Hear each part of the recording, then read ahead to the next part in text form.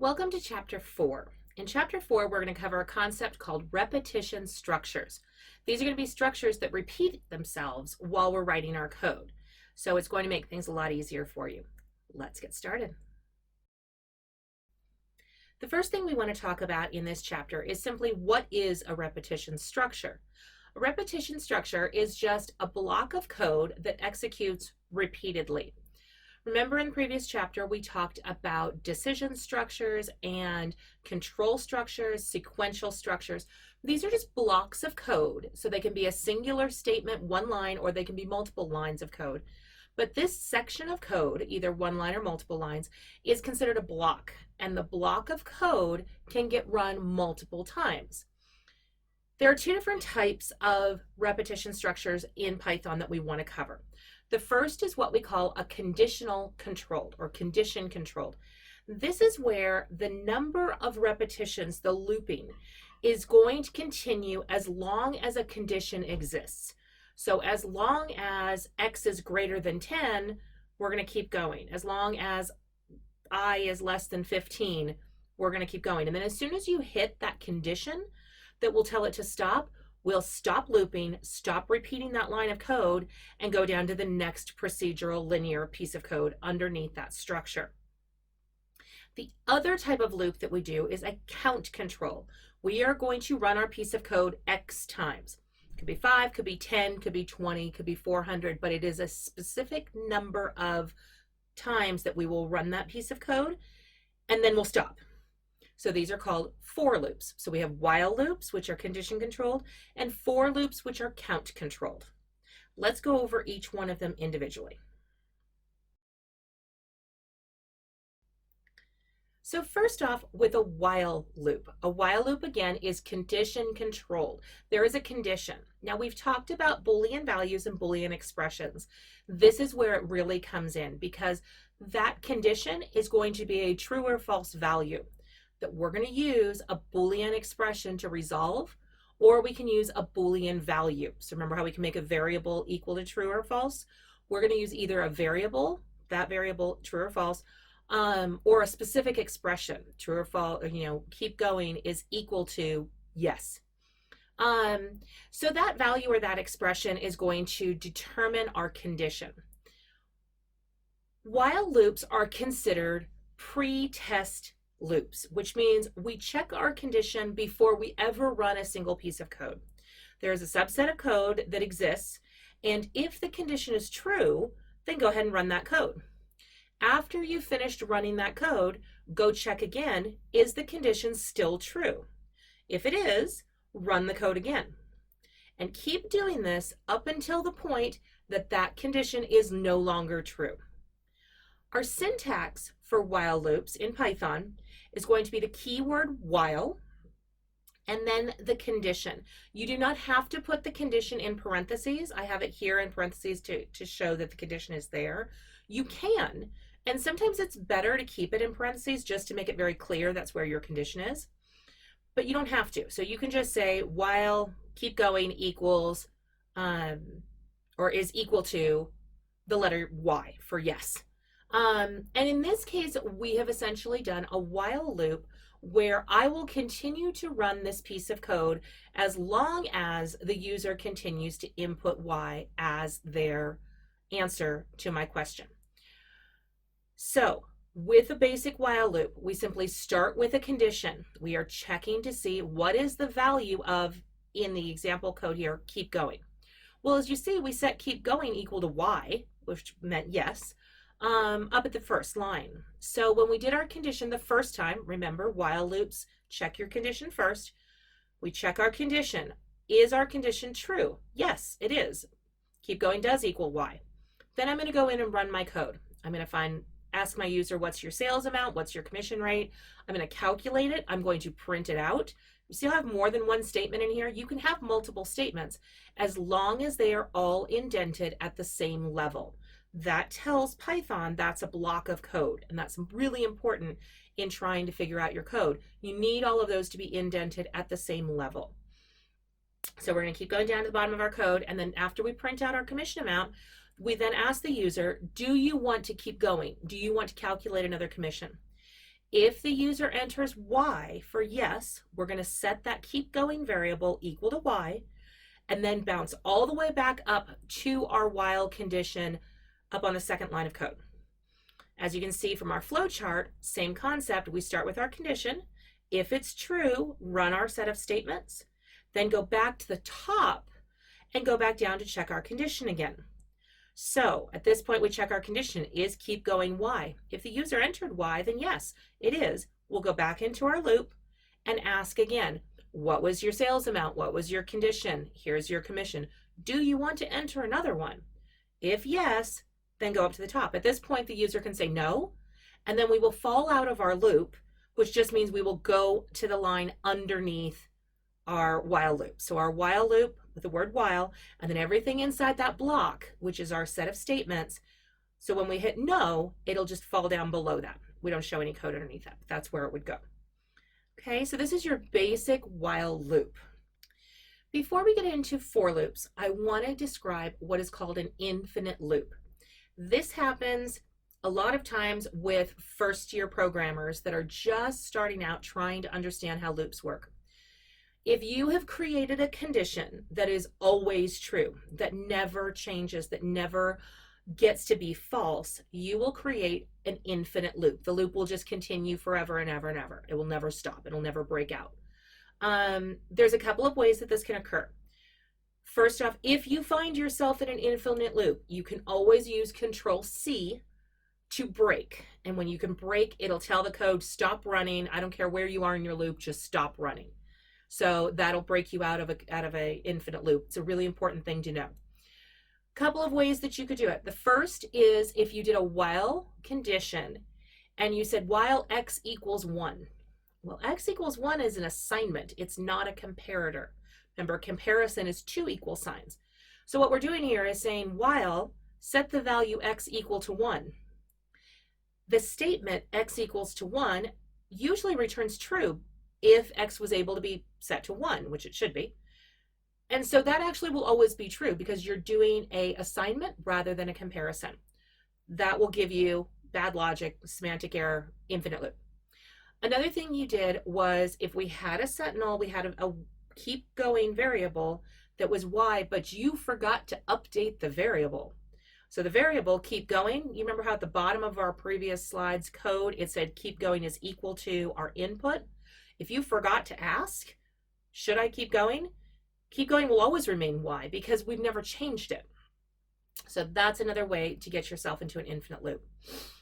We can use the keyword true in our while loop, but when you do this, you don't ever change it because you're setting it to the value true without it actually being a conditional. It will always stay in that while loop. You'll never have an excuse to get it out. You can add a break or something like that. We will talk about that a little later on if you find yourself in this position, but you should never put a break in there under normal circumstances. It should always be a very, very specific case. So you don't want to use a while true ever. So without using a Sentinel value. The other thing that you could do is make an error in your logic. So in the fourth one here, I have said x is equal to 1, while x is greater than 0, and then x is equal to x plus 1. First time you go through your loop, x is equal to 1. Is that greater than 0? Yes. Next time you go through your loop, x is now equal to 2. Is it greater than 0? Yes. As long as we're continuing to add to x, it will never be less than 0. So you are updating your Sentinel, but you've created a condition that will never be false because of the way you wrote it. Again, semantic error. These are logic errors. These are ways that you wrote something that was actually just wrong, and you'll have to go in and fix those. So these are infinite loops, which you may find as a starting programmer. It's okay, everybody does, and you will learn more the more mistakes you make. Oh, that's right, don't do this, don't do that. So it's fine. Let yourself have that failures because you'll learn more that way. Now we're going to talk about for loops. For loops are count controlled. They are saying complete the loop X number of times, whatever that happens to be. When we do that, we use a syntax that creates an array or a list of values. So we could say for a variable name, X, in And then we use square brackets to create what we call an array or a list of values. We could say 1, 2, 3, 4, and 5, create our list of 5 numbers. So in the example I've given here, for number in bracket 1, 2, 3, 4, 5, close bracket, colon, and then we can use like print number. This will print 1, 2, 3, 4, 5, all in their own line, and it'll be nice and pretty. So you can use a specific list of numbers if that's something you want to do.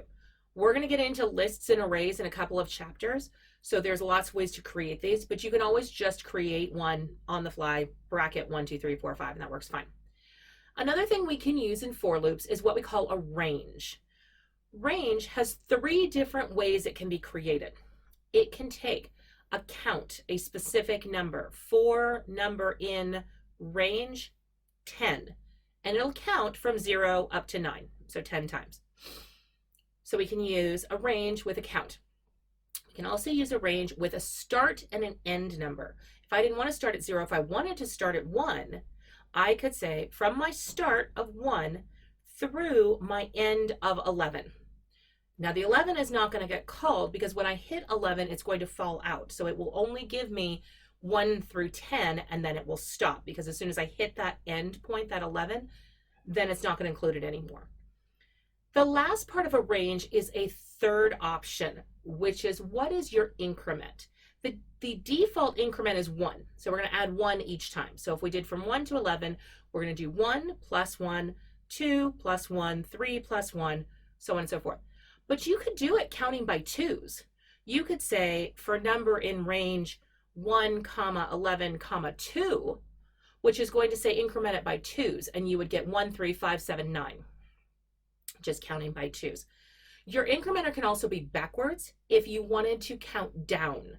So I could say from 11, to 1, -2 as my incrementer, and that would go 11, 9, 7, 5, 3, and then stop before it printed the 1. So different ways that you can do a for loop with that range option. The range becomes very, very, very useful when you're trying to run a certain number of times. Like, you know, I want to run this 10 times. We're going to use a range and say run it 10 times, and it'll be fine. Okay? Okay, so I'm going to have you stop for a second and go play with this. I just want to see if you can do it. I want you to do a for loop that is going to show the numbers 1 through 10 and then display the square. Now, this is on page 173. The code's in your book. It's program 4.8 or 4-8 that shows the number and the square, so x squared, of that number.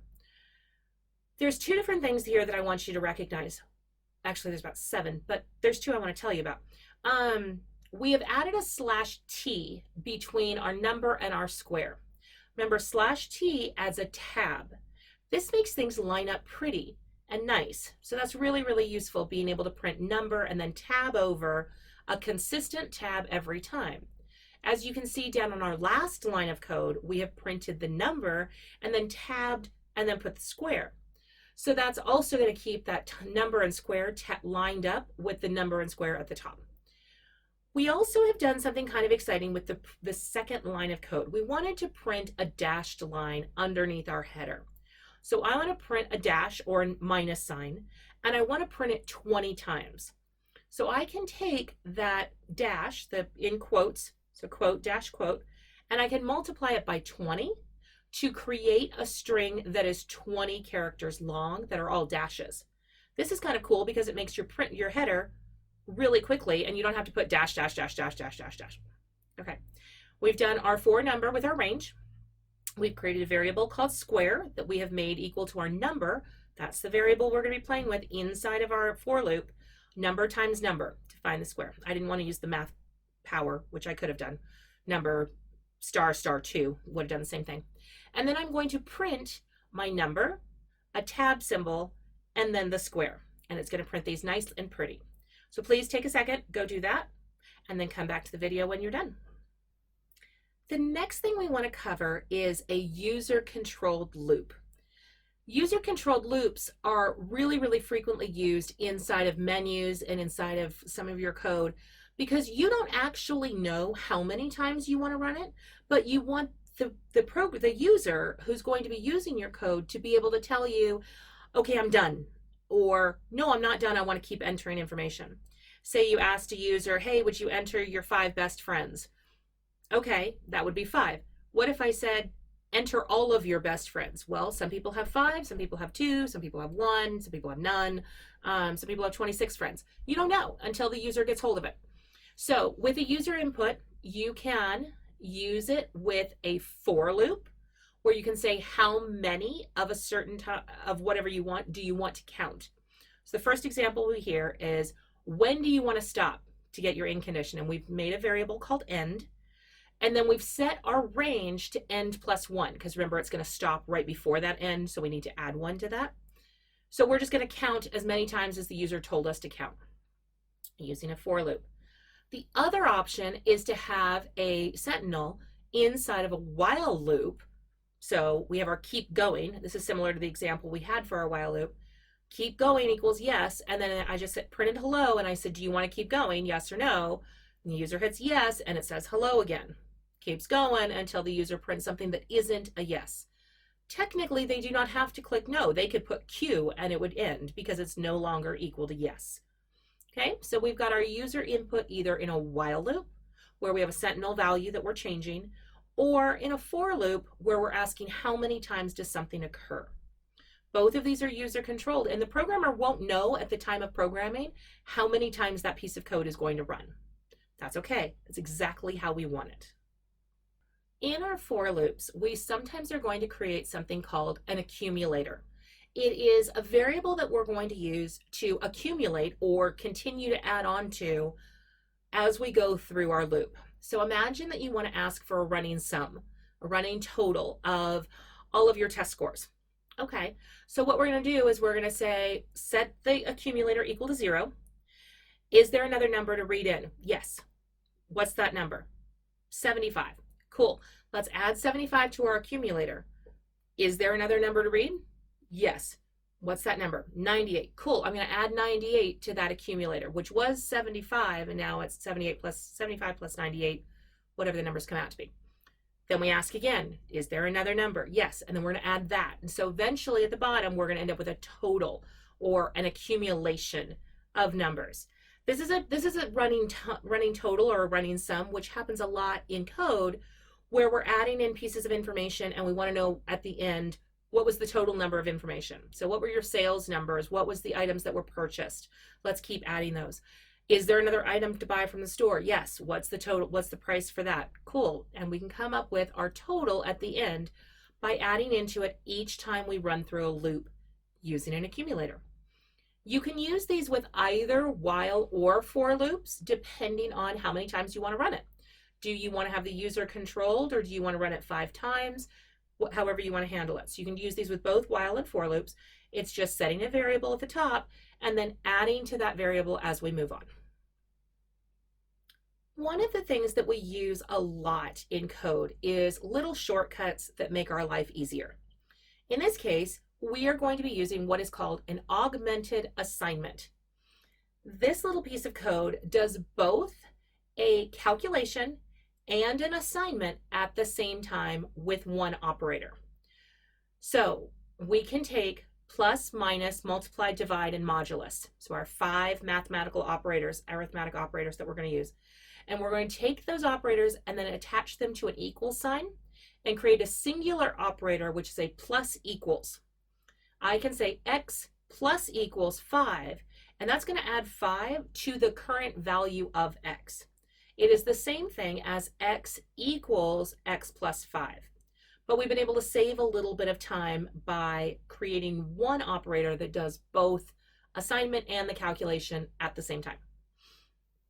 So we can do that with subtraction, we can do that with multiplication, we can do it with division, and we can do it with modulus. So you can do both a division and an equals, or a division and then an assignment, at the same time with a division equals operator.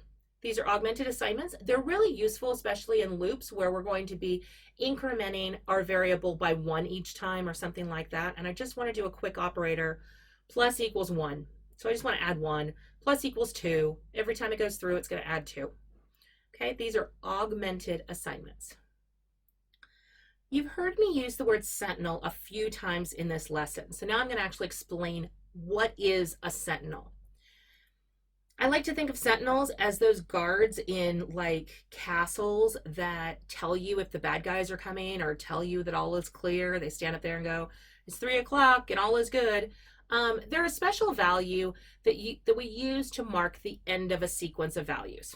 So I use sentinels in my code a lot just to be able to say, this is the thing I want to check over and over and over again. I want to check, is keep going equal to yes? Is my value, greater than 0? Did the user enter the quit sentinel?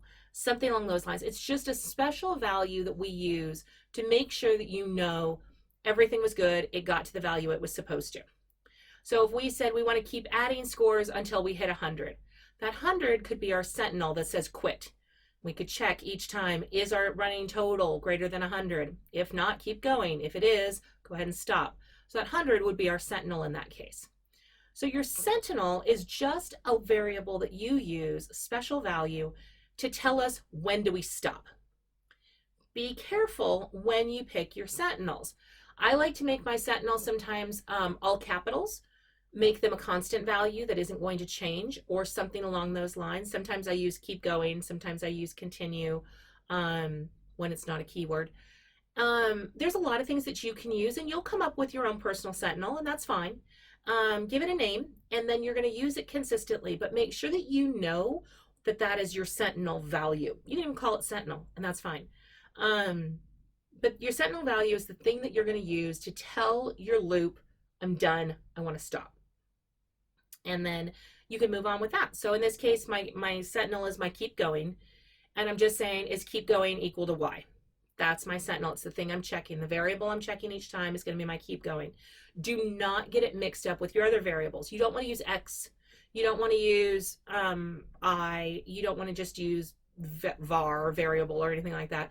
You want it to be a variable name that you can remember. One of the great things that we like about looping is that we can check for input validation as we're going with our code. So imagine I have a piece of code that is going to ask for your test scores. I'm going to assume that all of your test scores are in percentages, so it's not a number, it's a percentage. So I'm going to say it has to be greater than 0. And it also has to be less than 100, if you want to do it that way. If you want to do just scores, it just has to be greater than 0.